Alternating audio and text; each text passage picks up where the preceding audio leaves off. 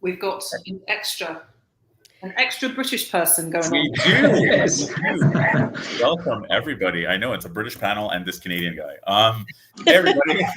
Pull the other one out. One of these things doesn't belong here. Thanks for joining us all for Recruiting EQ episode number 35. Happy to be back after a brief break 2 weeks ago. And hopefully you are joining us for lunch over the next few minutes, and that we can edify you a little bit and entertain you too. Jump, Splash, Swim, a guide to onboarding leaders is the title of our episode and also the title of this wonderful book by Mr. David Booker, who we have here. Thank you for joining us, David. My pleasure. Absolute pleasure, Rick. Quick disclaimer before we dive in for any of you who are joining us on either Facebook, LinkedIn, or YouTube. There is a comment section. We welcome comments. It's been very participatory in the past, so please do comment your questions, your comments, your anecdotes, your concerns, and we will address them as when we have lulls in the conversation. But in the interest of privacy, we're not going to be naming you as well, so we will get to any of your questions, and please do feel free to comment. Disclaimer done. Shall we go around the room and have everyone introduce themselves a little bit and what we're doing here? Yeah, Jenny, do you want to start? Who's going first? Jenny? Julie? No, Julie, you go first. Okay, well, I've taken a trip around the world. You can see I've changed rooms. So a bit of a different backdrop for me, but I'm one of the co-founders of Raymond George Consultancy, and we've been in business now, can't believe it, for 8 years. So it actually was our anniversary. Wowzers. So I look after the North American region and place staffing folks into staffing agencies on the whole, with a slight deviance sometimes to corporate recruiting. So we also do some of that from time to time. So that's what I do. Mr. Booker. Well, I am British by birth, but I am a legal alien. I emigrated to Canada in 1993, and I have swept hockey rinks at 6 a.m. outside. So I am Canadian, and all my kids are Canadian. Yeah. But I do still like Branston pickle, which I have to go to a British store to find. So there is a part of me. I've been an executive for the bulk of my career. I've worked with large organizations, had the privilege of working around the world. Literally, I've had subsidiaries in multiple continents. And over the last 4 or 5 years, which I think I'll get into a bit more later, I've been working on coaching leaders into new positions. And so that is why I wrote the book, but I'll get more into that later. So I'm in Ottawa. I'm married to a lovely lady who's also a Julie, and with 4 children, all in their 20s, but they're all still living at home, of course. So I am a stereotypical Canadian in that respect. Very Canadian, yes. So I'm Jenny. Yes. Yeah, I'm Jenny. I'm the other co-founder of Raymond George Consultancy, and I am based in Brighton, in England. So I cover the UK. Unlike David, I don't like Branston pickle, so I could ship some over to you if you needed it. Yeah, and the other thing, as Julie said, we are celebrating our 8th trading year anniversary, so it's flown as well. Can't believe how quickly it's gone. I just want to know, I'm going to ask a very important question, like, does Rick even know what Branston pickle is? I was just going to say, I'm Rick, I'm Canadian, and I don't know what Branston pickle is. All I have to say is ploughman's lunch. And to any of your UK listeners right now, they'll know exactly what I'm talking about. I'll take notes to build rapport. Yes. And anyone that's going to the UK, that's what you need to order in the pub for lunch. Yes, absolutely. Yes. Anyway, sorry, Jen, go on. Back to you. Let me take my mute off. No, that was it. Actually, I was quite happy with that. And then we can kind of crack on, can't we? We can kind of crack on. Thanks, guys. So, David, thank you for joining us on this. I had the joy of reading this book cover to cover. There's a lot of fun stuff in there, I thought, actually. but let's maybe give some context. The book itself is kind of split into multiple parts, right? You've got a bit of a scenario that's kind of written in the form of a novella, sort of, yes, which was a fun way to do it. But it also gives you a lot of the different angles of what's really going on behind the scenes, off of the resumes of, and off of the surface level, superficial level of what it means to start a new job, which I thought was great. Then you've got this model that you've created as well in terms of onboarding as an onboarding coach. And it ends at the back half with a bunch of stats, which you've pulled from amazing spots that really create a compelling picture of why this is important and why people should be talking about that. Do you want to maybe give us a bit of like a background of how you've come into all of this as your career? Yeah, yes, for sure, Rick. There's lots of interesting points that you just raised there. The why, for example, they're all very big questions. Why do onboarding, that is, and the stats. So I mentioned earlier, I've been an executive for many, many years, and part of my responsibilities included integrating new leaders to various positions. I was a very strong process guy. As the COO of a public quoted company doing business in over 50 countries around the world, process was a very important part of making sure that things ran smoothly, or as smooth as they can. And so even though I was a strong process guy and I recruited a fair share of leaders in my time, I never really had a structured process for the onboarding. It was kind of random and somewhat reactive. So when I became a consultant about 4, 5, maybe 6 years ago now, I was asked by a company if I would build an onboarding program for them. And I thought, wow, I'd never really considered that because, as I say, I just always did what I did. So I sat down and thought about it, and I did some research, and I decided to put together all the things that I probably should have done in the order that I should have done it during my own career. And there's some fairly obvious things in there. But during the research, I recognized, as you've raised already, Rick, is that the early exit rate is ridiculously high. Now, I have to say, I never experienced a 40% turnover of leaders in the first year to year and a half. That is quoted by many reputable magazines and stuff. I never experienced that myself, but evidently the world does. And the cost of losing a leader early is anything up to 4 times their income. And of course, the higher the person is in the organization, the more damaging an early leaver could be. So if you lose a CEO after a year, it might take you another year or 2 to even find another CEO, let alone get them up to speed. And so the cost involved can be quite tremendous, and the occurrences are evidently more frequent than I had considered. But when I drilled into it and I considered why would you want an onboarding program, yes, there's the reduction of risk. But really the essence of it is when we take on a new role, a leadership role or any role, but when we take on a new role, we want to succeed. The individual is looking at a job, they're excited, they've got their offer, they're telling the family, they're telling their friends, they post it, I'm starting here. They're not doing that so that in 6 months' time or a year's time, they can be frustrated, angry, annoyed, and looking for another job. They're doing it because they want to succeed. They want to perform, and they want to feel good about themselves. And of course, the hiring company wants the same thing. They're not hiring somebody so that within 6 months they can start the process again. So everybody wants to succeed. The incoming leader, the hiring company, and all the staff and all the family around the incoming leader want to succeed. And so with this in mind, I then applied my process orientation to, well, what is it we need to do?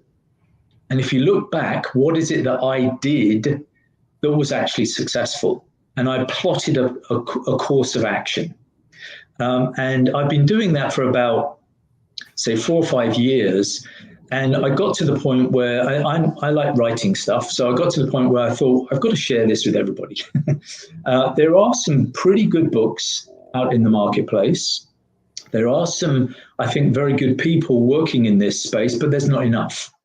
And so I figured, you know what, let's do this book. And I'll just add that the reason why I made it, as you called it, a novella, is because the leadership books or business books, and I've got lots of them, the business books that I read, the story type is the ones that are the ones that I tend to remember.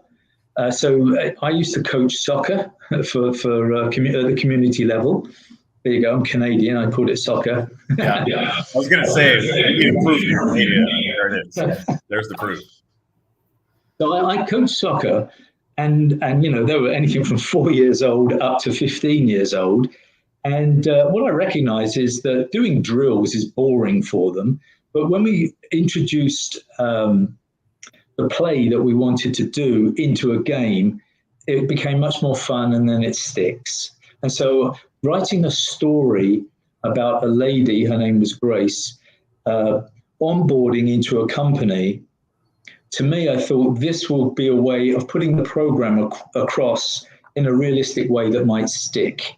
And then I put the program at the back of the book for those who don't actually want to read the story. They can just go straight to the program.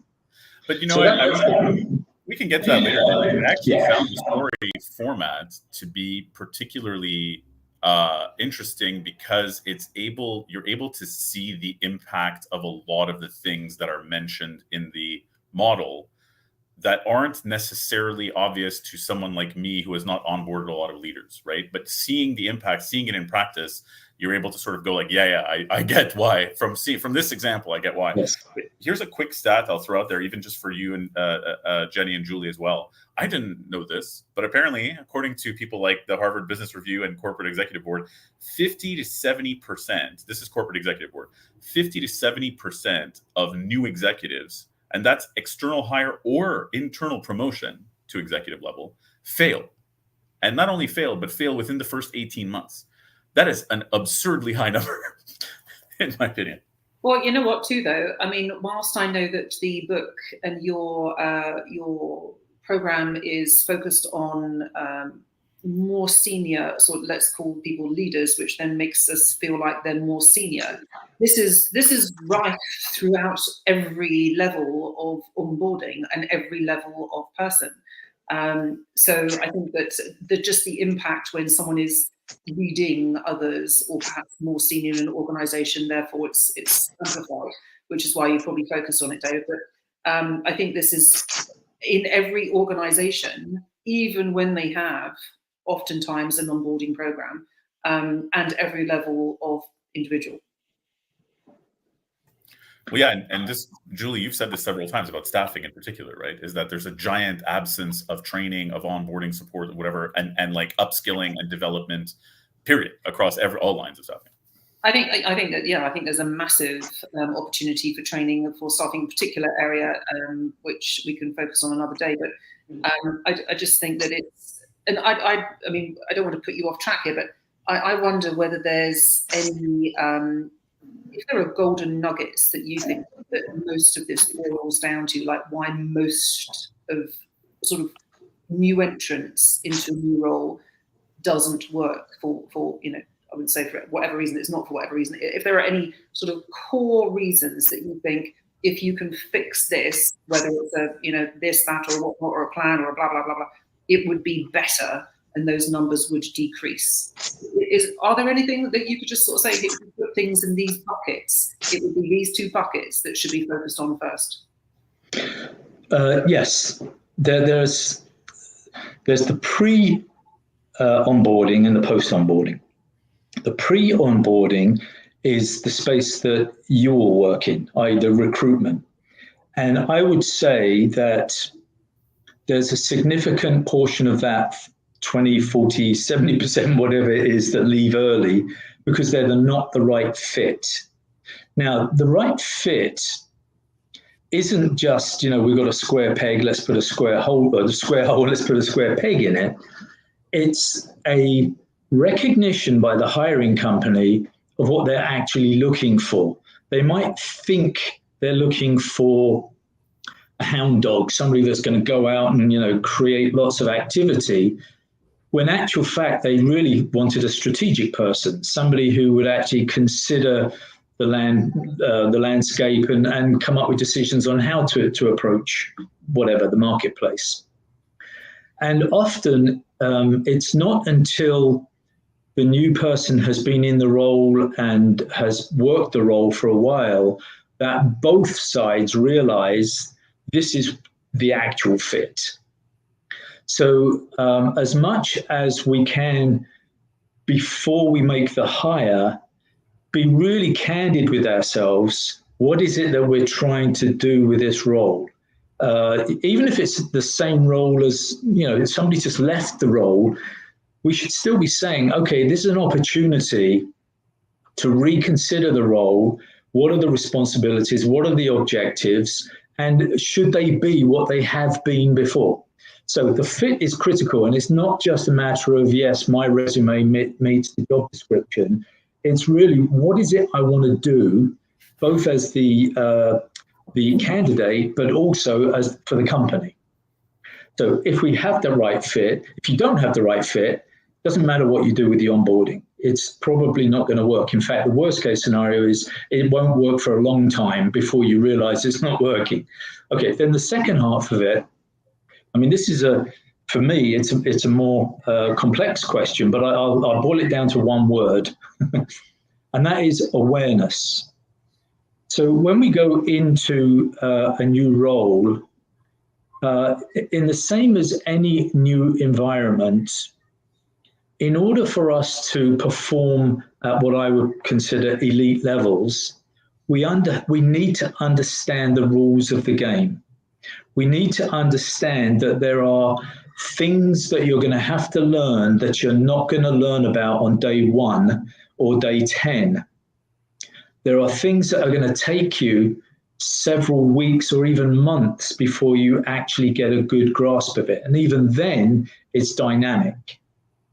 So we need to be sure that we are aware of what we want to learn, in what order we're going to learn it, and that we have a collaborative environment where the incoming leader, the hiring manager, the organization, and the family of the incoming leader are all recognizing that this is a period of change that we need to go through together. So the awareness, I'll boil that down to awareness, but there's a lot in there. So I would say fit and awareness are the two answers. David, I'm curious to know as well, when you speak to organisations and businesses, in real simple terms, if they're hiring a senior executive into their organisation and they need to bring with them a certain level of skill level, is there a naivety about the investment of time for onboarding because they're hiring a senior individual in? So there's an assumption that the onboarding piece actually may not be as necessary as maybe somebody coming into the business at a more entry point, because they've done it, they can do it, and therefore they don't actually really consider the impact of not doing it. That's a very, very good point, Jenny. I would say you mentioned, Julie, earlier, what are the key reasons why things sometimes go awry? Jenny, what you've just mentioned, the reason why most companies don't have a structured onboarding program for anybody, but leaders in particular and senior leaders very specifically, is because it's not just the company that think that the incoming executive should know how to do this. It's the executive that thinks it as well. Both sides come in with the impression, I got this. I've been the president of a company 15 years and I'm coming into your company. I know how to do this, which is a bit of an egotistic approach, because the truth of the matter is every company, and every senior executive should know this, every company is different. And to go in with your preconceived ideas of what will or what won't work in a particular role, a particular company, a particular sector is naive. And so even if the new executive or the new leader, sales leader, whatever, if a new manager comes in, even if they have a really good handle on how to do this job, it pays dividends to make sure that they check all the boxes as they go along, and that they have the opportunity to test their understanding. And I'll just give one brief example of that is people, getting to know people. Yeah. No executive can come into a company, no matter how experienced they are, and look at the people around the executive table and say, yeah, got it. I know how they think. I know what they do. You can't do that. It takes time. And what we find is in the coaching program, by asking the incoming leader what they've established by the different people, the conversations are very rich. And the assumptions, the unbiased conditioning, all of that kind of stuff, you start uncovering it. So, long answer to your short question, Jenny, I think it's very key that one of the things that we don't do is assume that I, as the executive, or you as the incoming leader, we both assume that I know how to onboard, because you've got to do it. Yeah, this is an interesting segue, David, to one of the main things that I wanted to bring up after reading the book too, which is that in this scenario, and this you get in the scenario in a way you can't get just by reading the program, but in the scenario, and I'm curious if this was a real scenario or not, but maybe you can't say so. You can't say that, maybe, but not to spoiler alert, everybody. This will give away some of the story. But by doing the onboarding and actually, pushing for like a radical level of genuine communication and honest communication, brokering it gently, but gently pushing both sides to have these hard discussions, both the onboarders and the onboardee, to have these discussions. What's uncovered is that the reason that this company is one of the reasons they're experiencing difficulty with retaining executives is that there is a problematic founding member of the company who built the technology that this tech company works on. And problematic, not in that the technology side of it, but his leadership style is very siloed. He's not participating, right? He's off on his own. And just that had to be something that they addressed in the process of onboarding a new person in sales. This to me almost feels like, and I hope this doesn't sit bad with any of clients or anybody I've worked for in the past, but Raymond George is very transparent. And I've loved that about the company. But most companies are not. Most companies, in my impression, you have to tiptoe around these things. And there's a reticence to have that conversation, especially about a founding member who's a problem. And the newbies have to skirt around that. And it's like, this is the job. You want to do the job, you got to skirt around that dude. But your approach here was worked out with them facing this head on. And I think it's a much better approach. But I thought if you could maybe touch on that, the people side of it, that other things are uncovered, to maybe talk a little bit about what you've seen and experienced in that front. So there are a number of issues, shall we say, that Grace experiences in the book. Some of them I might call surface issues that, whether it's about pricing or marketing the product, these are issues that companies are typically comfortable in talking about. Yeah, I know our pricing's a bit high, but we've got this value add, whatever. But under the surface, that's where you come to the real issues. And we might call these the skeletons in the closet or the elephant in the corner, whatever you want to call it. But these issues are not raised in the recruitment process.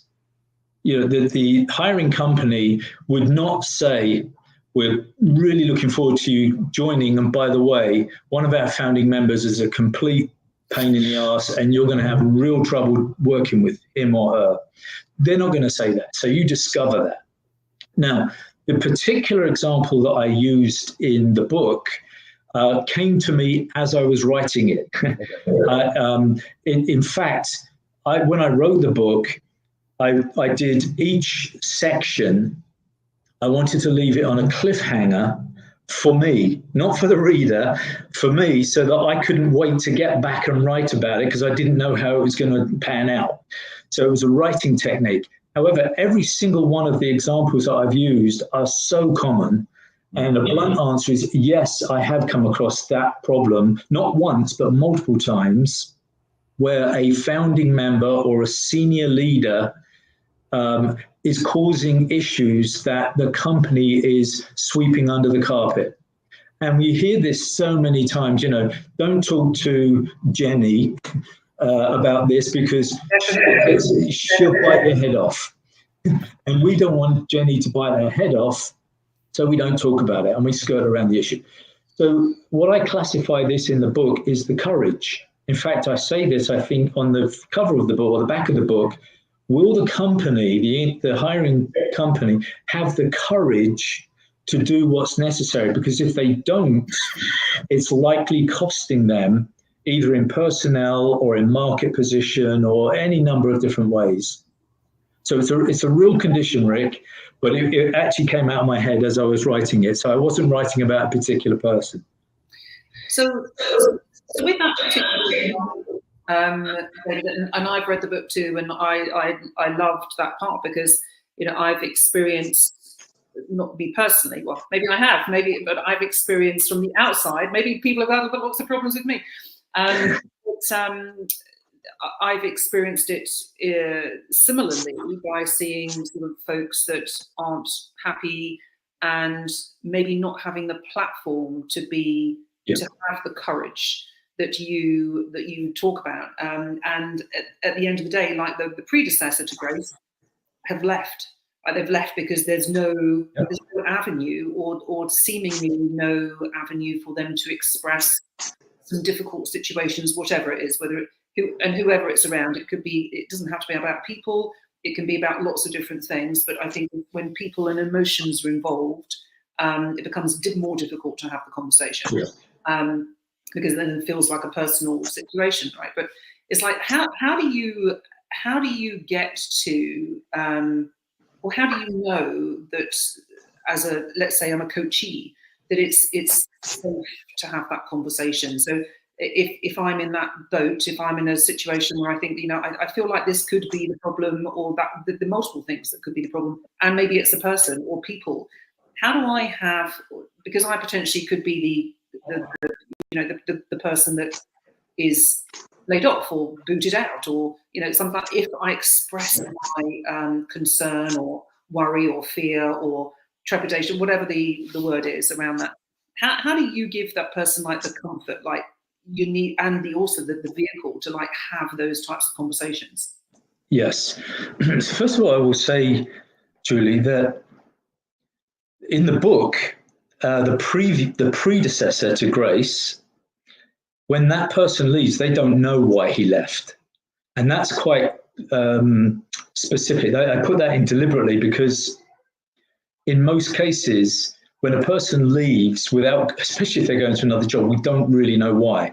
And they'll probably only share the surface thoughts. They won't actually give you the deeper knowledge. But to the point that you mentioned, when we go through an onboarding process, it's important that we have both candor and privacy or confidentiality. So it's a very much a delicate balancing act. And so having a person facilitate the process, and I'm not promoting that needs to be an outside coach, but that's obviously what I do on occasions. But having somebody who is willing to listen to the incoming leader's concerns as a sounding board. Mm-hmm. And what we find when I promote discussions that create, should we say, uncomfortable thoughts, it isn't termed in a right or wrong scenario. So a person, the way they act isn't necessarily good or bad. It just is.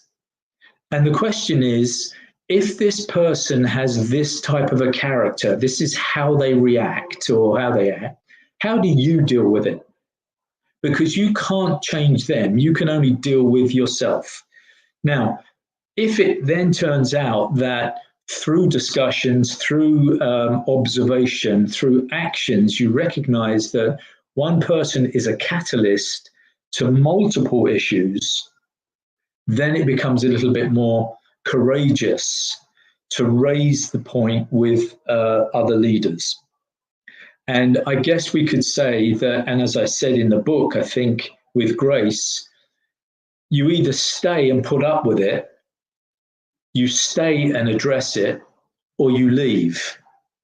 But what really, and I didn't say this in the book, but what isn't a good option is to stay and continually complain about it. Yeah. And so, life, just with my family, there's 6 of us in this house, we have all sorts of issues.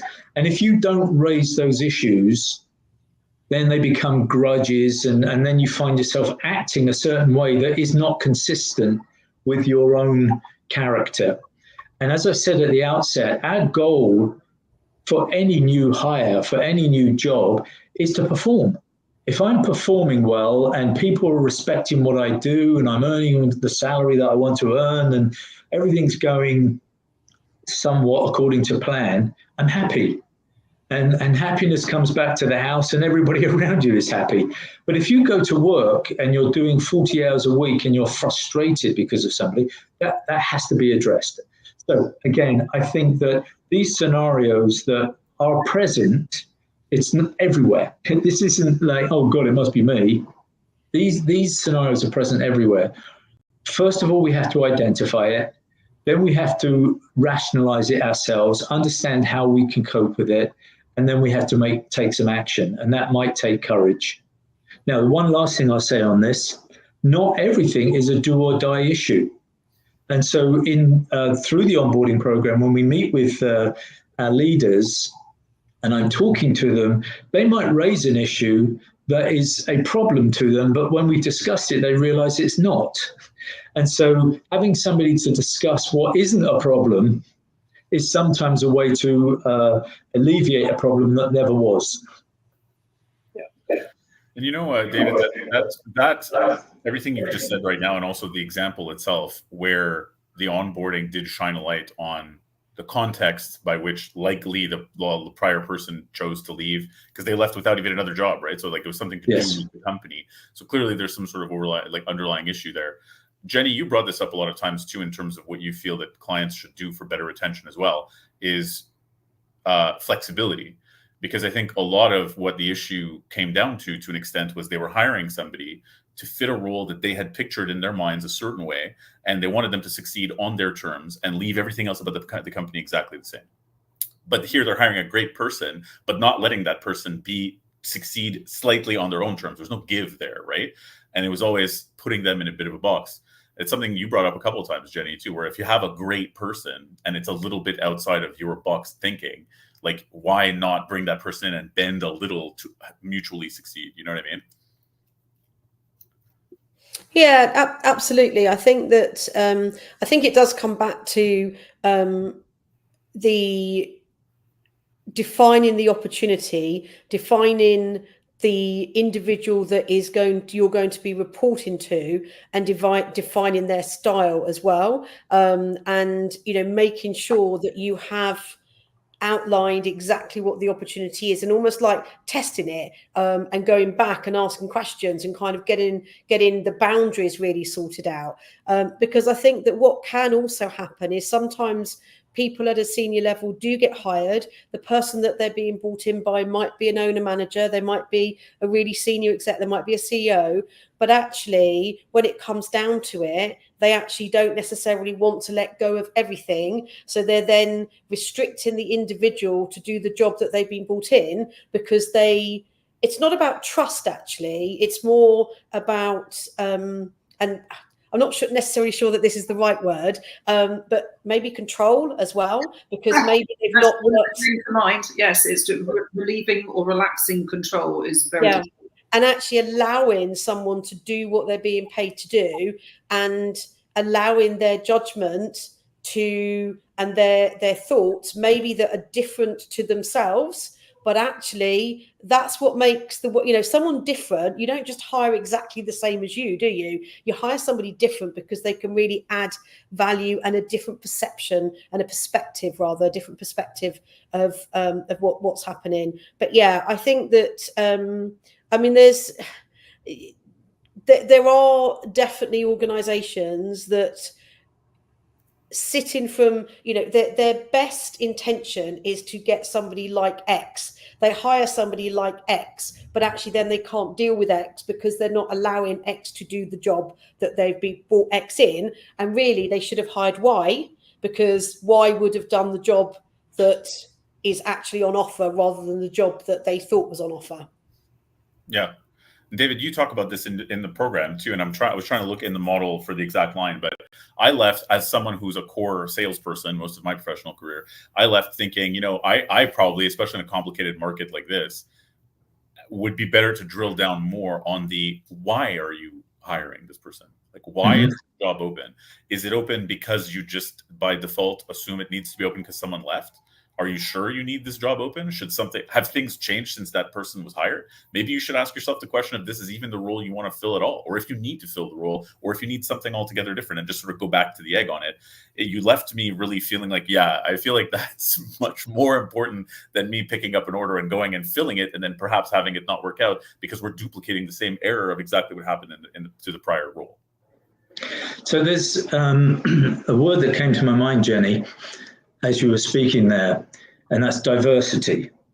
Now, when we talk about diversity in the marketplace or hiring, we typically think of the surface level, what the person looks like or where they come from, or that's usually the consideration of diversity. So if you see a leadership board and they all look the same, we automatically think, oh, they're all the same.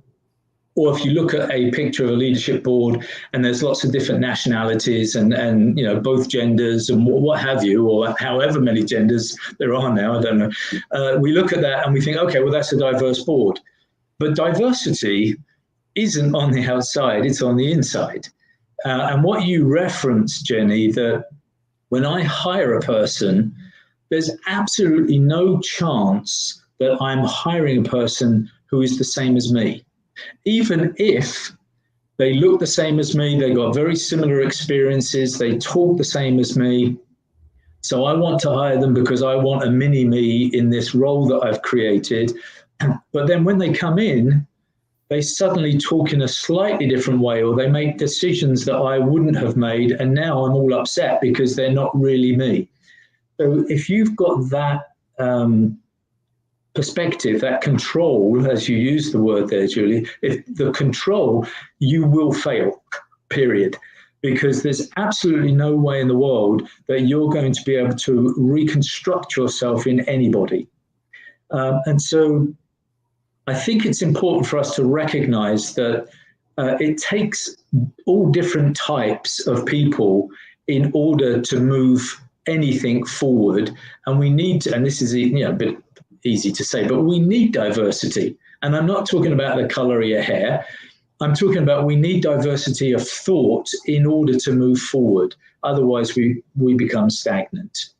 And diversity in experience as well. Diversity in experience. An individual that comes from a different background, and again, I'm not talking about, ethnicity or anything like that, but just a different work experience, a different environment, because then they've got visibility of how other people do different things as well, and how other businesses operate as well. I think the brave managers or leaders often are, once they've been experienced, you'd like to hope that actually they've got confidence and that they are brave in hiring someone different to them, because what they recognize is actually they might be challenged in their thinking. They might be given an opportunity to learn as well, because nobody knows it all. Every day you learn different things from different people. So I think the smart ones do that. How would you? So I know we're off topic a little bit here, but I hope it's relevant.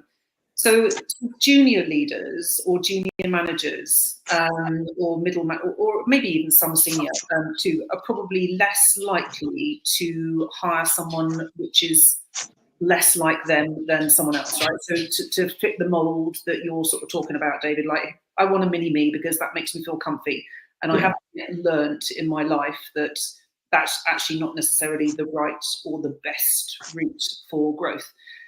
How would you, so from a business owner perspective, because you can't do everything, you can't be in every interview, you can't be hiring everyone, blah, blah, blah, if you're at a certain level, how would you encourage leaders or HR teams or whichever teams are supporting the folks that interview and the line managers and end users, let's call it, who are at the coalface interviewing and potentially making that hiring decision? How would you encourage them to stretch their mind around what they actually do think is the right person or fit for their team or organization? Because the likelihood is that they probably won't if left on their own. That's a really good psychological question, and I'll mix it in with Rick. You mentioned the why. So like you, I started out my career as a salesperson, and I wanted to understand the value to the client of what my product is in order for me to be able to sell it. And I did have some values. I didn't think that I would sell a product that I didn't agree with. And I say think because I never actually came across that scenario. But and in fact, most people don't. So the why, what I discovered, is not necessarily a product that I'm selling. The why is, why am I doing this job? What do I want to get out of my career?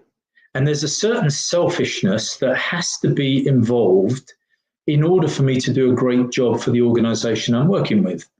So this comes to your point there, Julie, is for younger leaders who haven't yet experienced the growth that they can achieve by hiring people who can support them and help them learn, is a reason why they're looking to promote. They might want to promote or hire a person that makes them look good rather than will challenge them. So what I would say, the answer for those people, and this is actually, I wrote a book about 10 years ago about career development, and a key part of it, and it's based on my own career, is recognizing that people aren't really out to do you harm. Mm-hmm. There are some people like that, but mostly people are out there to do good for themselves. And generally that means doing good for you as well, because what we discover is that if we help other people, they tend to help us back. Mm-hmm. So as a new leader, which I think is a wonderful area of coaching, to be able to take a person from, should we say, the staff level into management level, so that they can start with a bedrock of growth, which is not based on how can I use people to get higher up the ladder, but how can I help other people get higher up the ladder? Once you realize that, your own career takes off.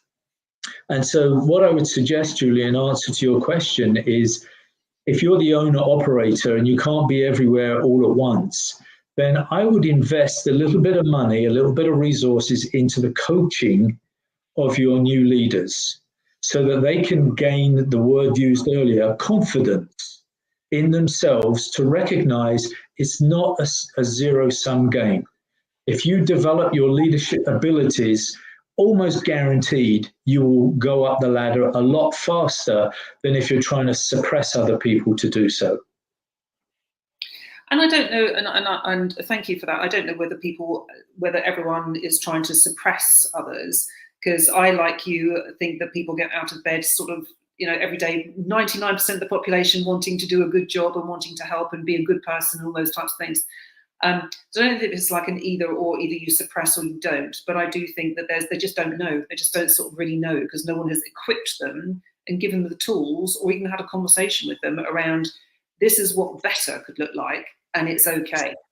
Yes, I agree with that. I mean, it's, in these discussions, sometimes it's easier to have a black and white response, but it's rarely black and white. It's somewhere in between. And so I totally agree with you that, having the discussions around an issue is what generates responses that last. And then, of course, those responses, you refine them, and on we go. Another question, and I could spend all day asking you questions and talking about this, because I think it's incredibly insightful and fantastic topic of conversation. So I do think that, though, there's probably a train of thought out there, though, that people think, coaching, that's quite an expensive, every Tom, Dick and Harry is a coach.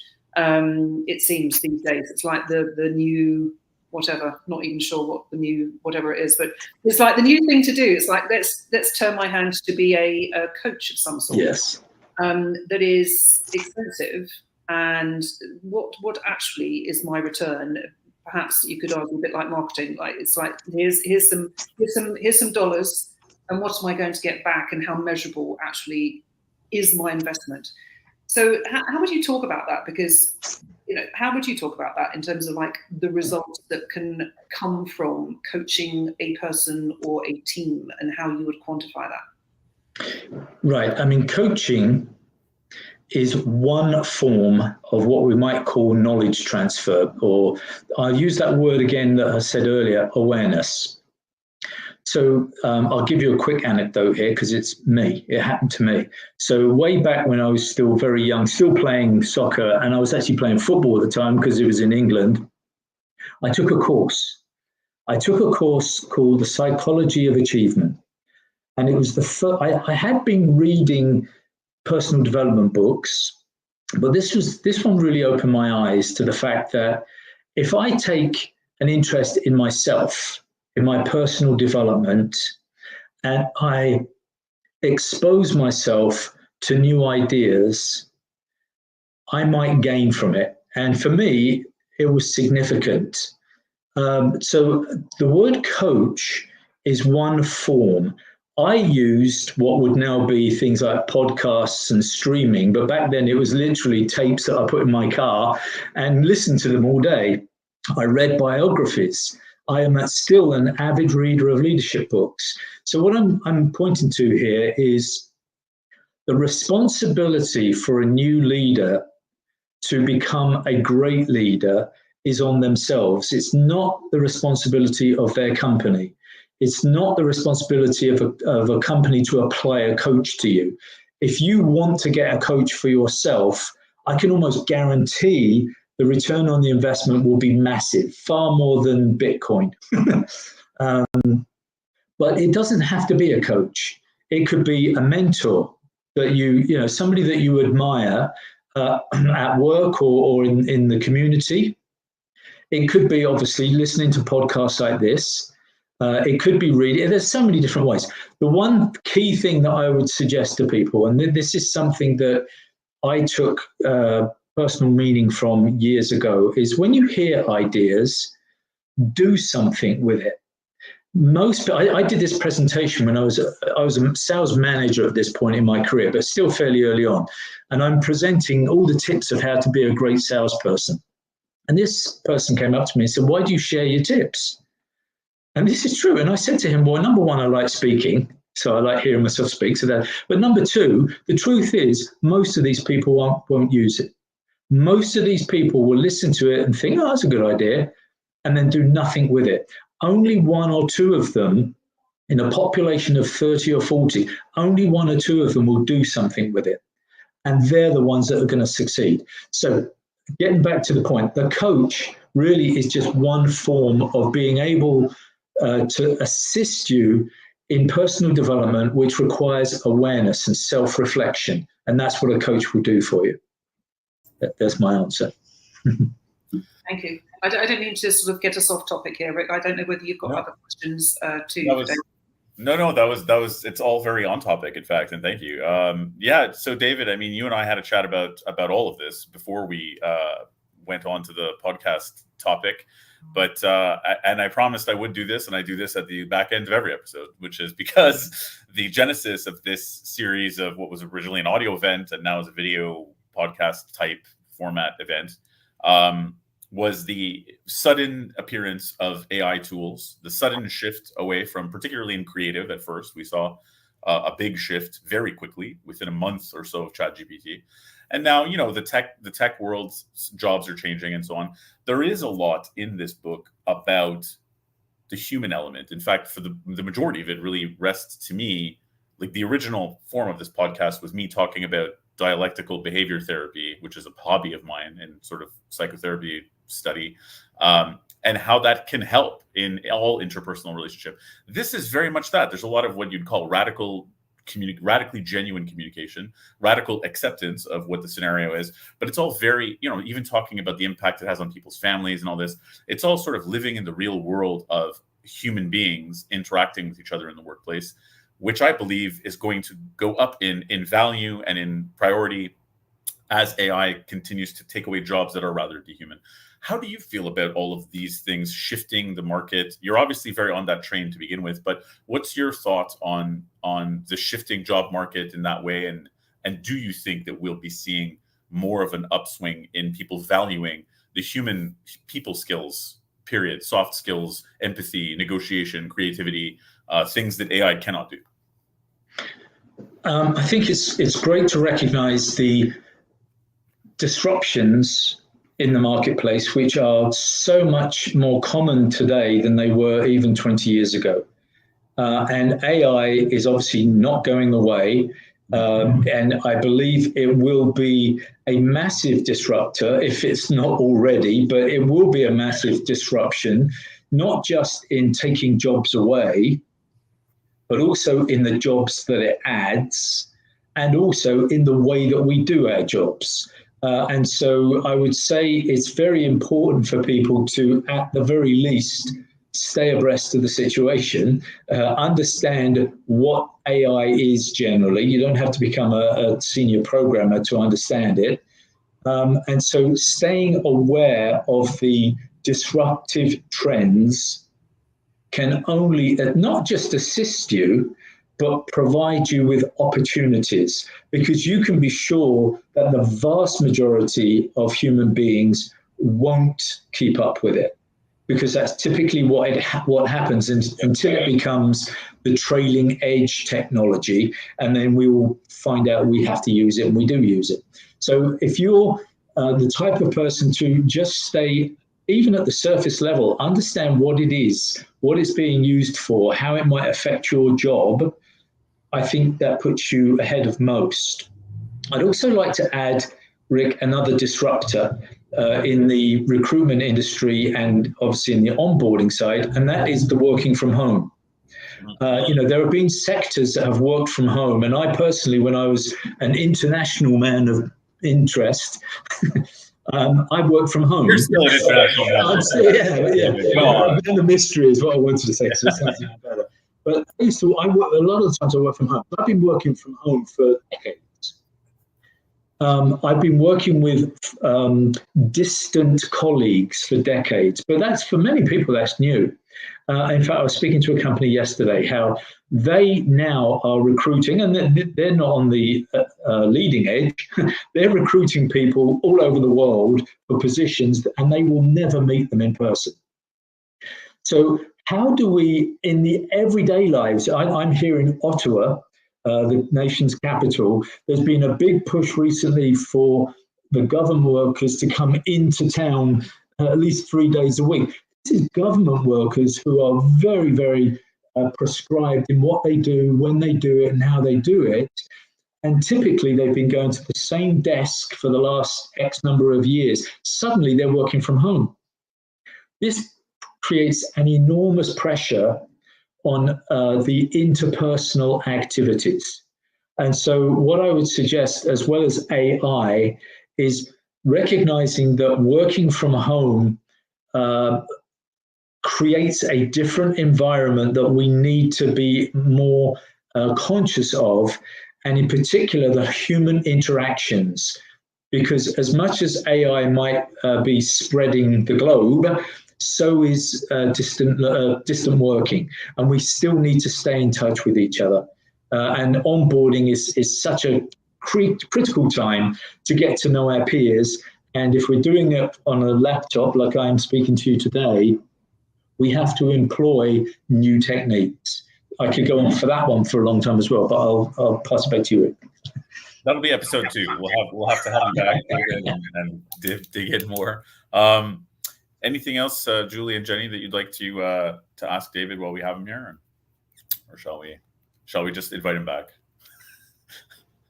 Do you mind if I do one more push? You've done enough for my book, and I appreciate that. But I'm about to release what I'm calling the self-administered advanced leadership onboarding program. So I've created, and it'll soon be released to the market, a package that the first version will be free, and then there will be a more exclusive package afterwards, so that companies or recruitment firms, they'll be able to look at an onboarding program from A to Z, including the playbook and all the tools to administer it.